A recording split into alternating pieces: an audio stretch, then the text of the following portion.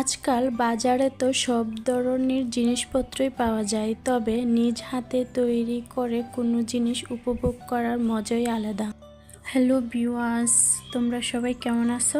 আলহামদুলিল্লাহ আমি ভালো আছি। নতুন একটা ভিডিও নিয়ে আবারও চলে আসলাম। আমি আজ বানাবো চিকেন সসেস। তাই এখানে নিয়ে নিয়েছি কয়েক টুকরা মুরগির মাংস আর হাফ কাপ আটা আর মুরগির মাংসগুলোকে ব্লেন্ডার দিয়ে পেস্ট করে নিলাম। এটার মধ্যে কোনো ধরনের পানি অ্যাড করতে হবে না। ভালোভাবে মেখে নিচ্ছি। নিয়ে 1 চামচের মতো দিয়ে দিলাম গোলমরিচের গুঁড়া, তারপর দিয়ে দিলাম শুকনা মরিচ,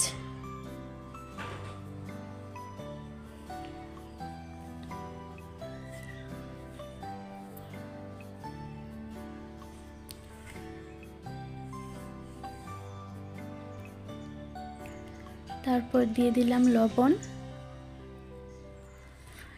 দিয়ে সরিষার তেল দিয়ে ভালোভাবে এটাকে মেখে নেব।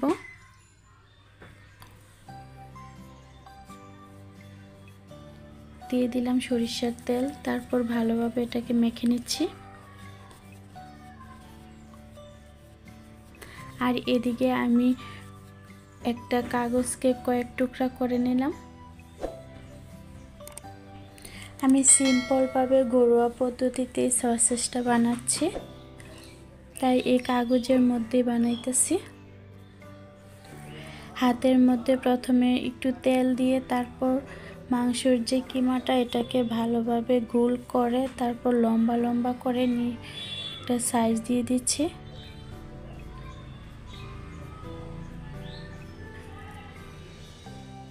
ডলে ডলে লম্বা লম্বা করে একটা সাইজ দিয়ে দিব। দিয়ে তারপর কাগজের এক পাশে রেখে এই পাশের মুখটাকে প্রথমে বন্ধ করে তারপরে এভাবে দিয়ে দেব। একদম সহজ।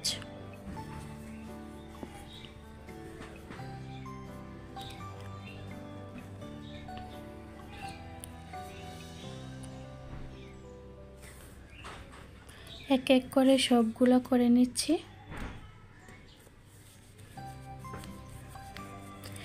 তারপর বড় আর একটা পলিথিন কাগজের ভিতর সবগুলোকে ঢুকিয়ে নিলাম।